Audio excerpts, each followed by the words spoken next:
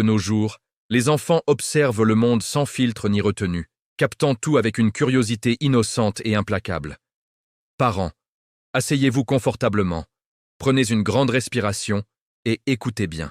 L'histoire de Max et Mimi va vous faire rire aux éclats, rougir jusqu'aux oreilles, et peut-être même dormir avec vos clés de chambre sous l'oreiller pour être sûr que la porte reste bien fermée.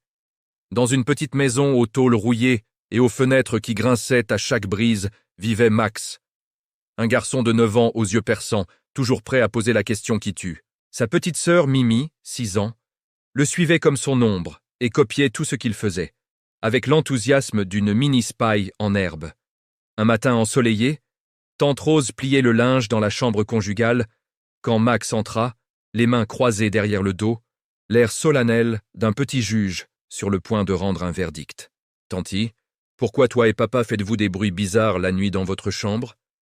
Tante Rose se figea net. Une chemise glissa lentement de ses mains et tomba au sol. « Quel bruit ?» demanda-t-elle d'une voix qui tremblait déjà. Max baissa la voix, imitant parfaitement le ton. « Tu sais, quand tu cries « Oh oui, ne t'arrête pas !» et que le lit fait boum boum boum comme un gros tambour. Papa est déjà dans la chambre avec toi, alors à qui tu dis de ne pas s'arrêter ?» Tante Rose devint écarlate. Ses joues brûlaient comme si on avait allumé un feu dessous. Parfois j'encourage papa quand il rentre fatigué du travail. C'est pour l'aider à se détendre après sa journée. » Max plissa les yeux, pas du tout convaincu. « Mais tu as dit « mon doux papa ». C'est notre papa à nous aussi, pas seulement le tien. » Tante Rose, à bout de nerfs, pointa la porte d'un geste ferme et autoritaire. « Va te brosser les dents tout de suite, Max, et arrête avec ces questions. On en reparlera plus tard. » Max obéit, entraînant les pieds, mais son cerveau tournait déjà à plein régime. Il n'oubliait jamais rien. Il courut trouver Mimi qui coiffait sa poupée dans le salon avec une concentration d'esthéticienne professionnelle. « Mimi, toi aussi tu entends les bruits la nuit ? Le lit qui saute, les cris. Oui, ne t'arrête pas ?» Mimi leva la tête, yeux écarquillés. « Oui, j'ai cru qu'il jouait à la bagarre, mais pourquoi il crie comme ça ? Et pourquoi le lit fait boum boum ?» Max secoua la tête, très sérieux. « C'est pas une bagarre normale. C'est autre chose.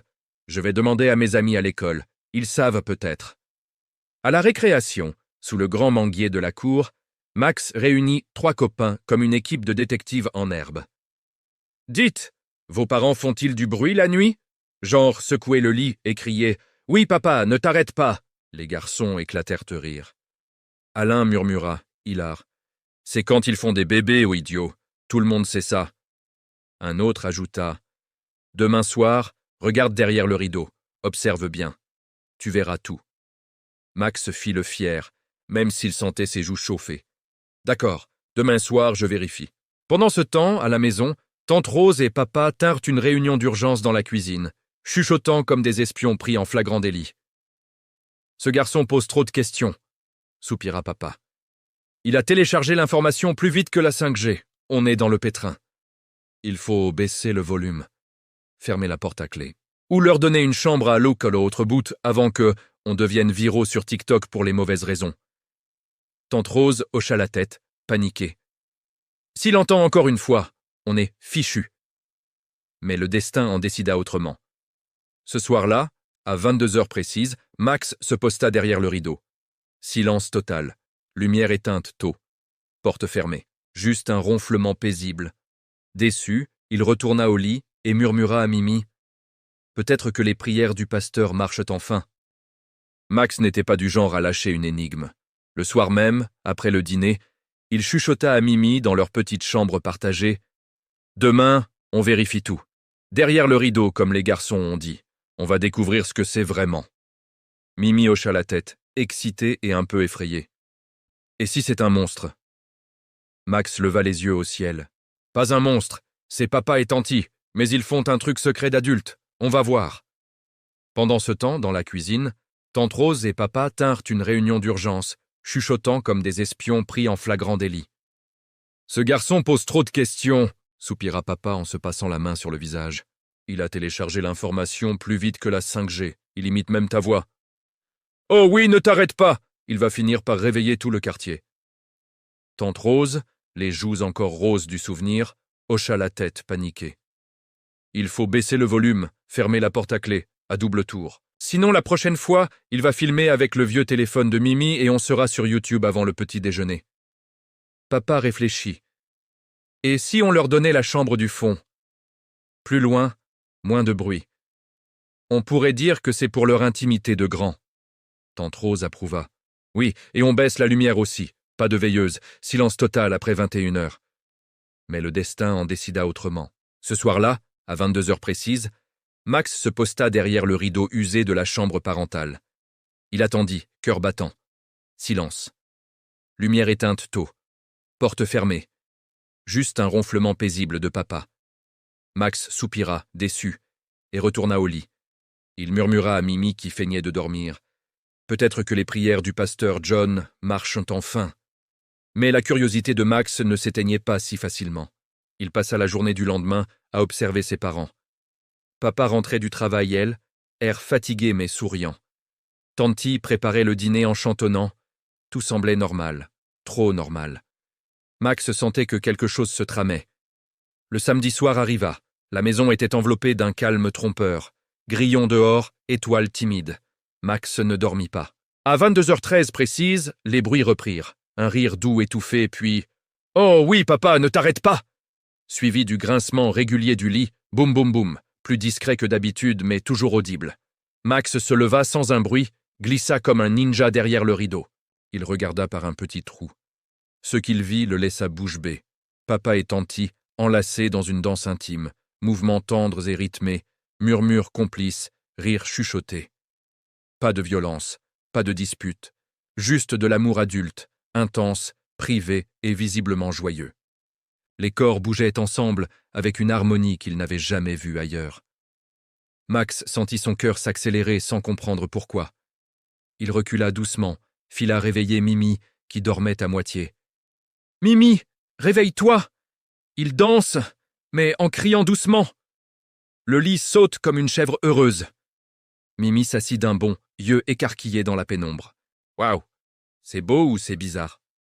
Max réfléchit une seconde. « Les deux, demain on essaie l'opération, ne t'arrête pas. On va voir si on est aussi fort qu'eux. » Le lendemain matin, après le petit déjeuner, pendant que tante Rose faisait la vaisselle et papa lisait le journal, Max et Mimi passèrent à l'action dans leur chambre. Max joua le rôle de papa. « Ne t'arrête pas !» cria Mimi en sautant sur le lit. Ils agitèrent les bras, hurlèrent de rire, imitèrent les bruits du mieux qu'ils pouvaient.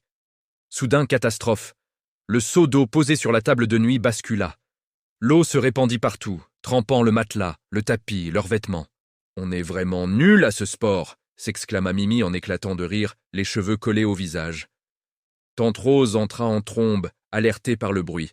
« Mais qu'est-ce que c'est que ce bazar? Toute la chambre est inondée. » Max, trempé mais fier, « On enquêtait sur vos bruits, on a essayé, mais on a raté. » Papa arriva derrière, soupira longuement et secoua la tête. Réunion familiale. Tout de suite, au salon. Ils s'assirent en cercle sur les vieux fauteuils. Papa prit la parole, voix calme mais ferme. « Ce que vous avez entendu et vu, c'est l'amour entre deux adultes mariés. C'est privé, très privé. Pas un jeu, pas une bagarre, pas un sport. C'est un cadeau spécial que Dieu donne au couple. Quand vous serez grand, marié et prêt, vous comprendrez pourquoi c'est beau et pourquoi on ferme la porte. » Max fronça les sourcils. « Mais ça ressemble à une guerre. Et pourquoi vous criez ?» Tante Rose sourit tendrement, les joues encore un peu roses. « Non, mon chéri, c'est doux, c'est joyeux, quand c'est avec la personne qu'on aime, mais c'est pas pour les enfants. C'est comme une prière intime. On ferme la porte, on baisse le volume pour que ça reste entre nous deux. » Mimi demanda innocemment. « Alors pourquoi le lit saute ?» Papa rit doucement. « Parce que l'amour, parfois, ça fait bouger les choses. Mais c'est pas un secret à copier, c'est un trésor pour plus tard. » Max hocha lentement la tête. « D'accord, je crois que j'ai compris. » Le lendemain matin, dehors sous le soleil, Max se tenait les mains sur les hanches comme un petit chef sage. Il dit à Mimi. « J'arrête d'enquêter. Hier soir, j'ai entendu papa dire « On atterrit maintenant » et Tanti répondre « Atterrissage ». Je veux pas savoir dans quel aéroport ils allaient. Tante Rose et papa, soulagés, rirent de bon cœur. Dès ce soir-là, la porte fut fermée à clé. Le volume vraiment baissé, et la maison retrouva une paix nouvelle. Voilà, c'était l'histoire complète. Si elle vous a touché ou inspiré, n'oubliez pas de laisser un like, de vous abonner pour ne rien manquer et de partager la vidéo avec vos amis. Votre soutien nous aide à créer encore plus d'histoires comme celle-ci. Merci d'avoir regardé et à très bientôt pour une nouvelle aventure.